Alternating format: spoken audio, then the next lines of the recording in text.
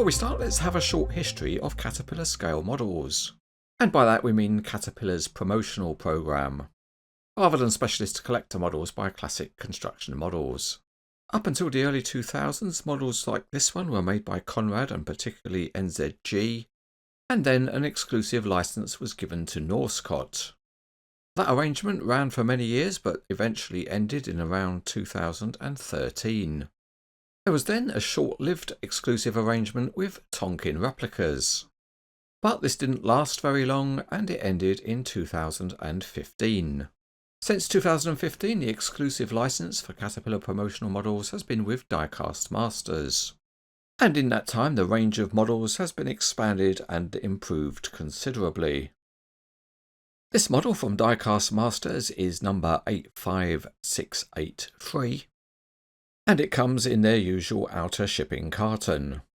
It's a 1:50 scale Caterpillar 972 XE wheel loader. And we'll put it straight on the Cranes etc. weighbridge, and it's 2 pounds 6 ounces, or nearly 1.1 kilograms. The ends are sealed with tape, so let's peel it back and see what's inside. As usual for Diecast Masters, we can see there's a nylon bag. And as usual, we always open the wrong end first. This is the end without the hole in it. But all is not lost. We can go round to the other end. And if we open that up, we can find the hole we've always been looking for. And out comes the usual high quality tin. It has a photo of the real machine at work on the top. And another picture on the side. As usual, if we turn it round, we see that there's some technical information about the real machine, and we can see from the operating weight that this wheel loader is in the 25-ton class. Enough talk about the wheel loader. Let's get on and open up the tin, and we lift the lid off, and there's no included mini catalogue in this model. Stick your fingers in and pull out the top piece of foam rubber, and there's the model sitting in the bottom of the tin. No assembly, complete out of the box. So we go straight to the weighbridge where it comes in at about 15.5 ounces, which in metrication language is 445 gramlets. Just a reminder that you can see a lot more about models on the Cranes etc. website, and the link to it is in the video description below. Also, if you want to know where you can buy scale models, then you can click on links on the website, including those in the shopping mall. And listed here are dealers that sell models in countries across the world.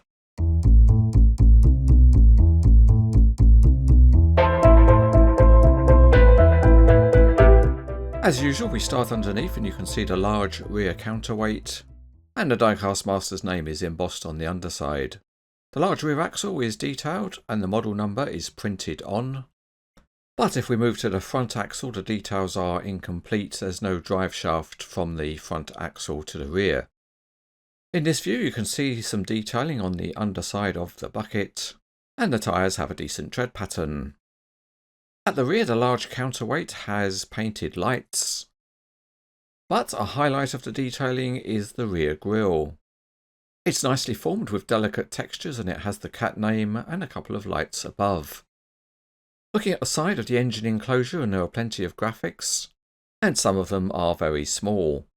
Graphics are also used to print the rear grilles. There are some textured plastic steps leading up to the engine bay, and the wheel arch is an all-metal part. Another highlight of the model is the detailing of the wheels, and in particular the silver wheel nuts. On top of the engine cover is a robustly sized exhaust pipe, and some more fine detailing. Outside the cab there are thin handrails, and these are made of metal, and there are textured walkway surfaces. There's also texturing on the access stairs.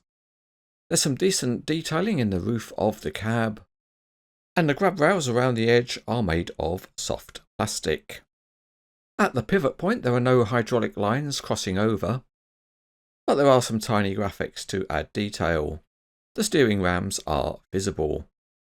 Moving back to the cab, and the mirrors are plastic, and the windscreen wiper is perhaps a bit over large.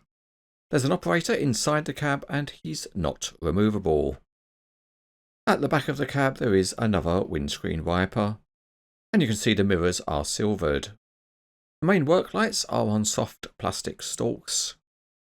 There are no hydraulic hoses on the loader rams, but the connection rivets are all painted so they blend in reasonably well. The top of the metal bucket has some decent structural detail, and the bucket itself is of the straight edge variety.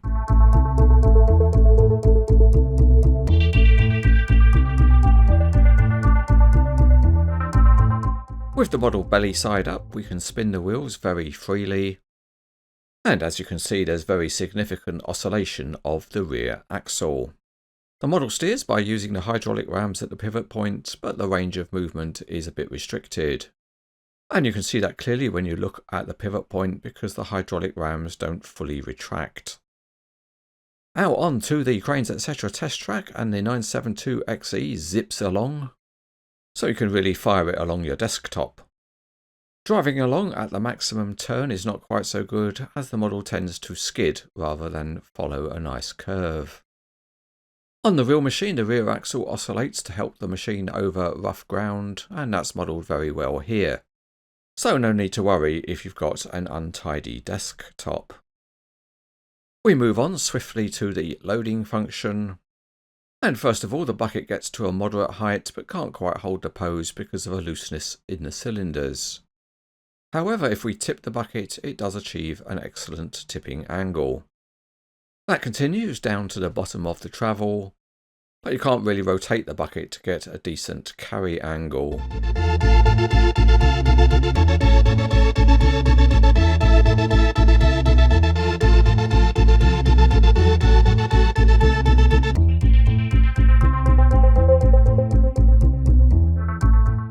This is another very well presented model by Diecast Masters in their superior packaging.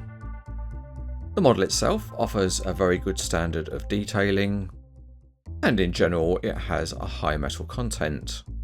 The functionality is reasonably good, and the model poses very well with other related models. So overall this is a nice wheel loader model which is rated as very good.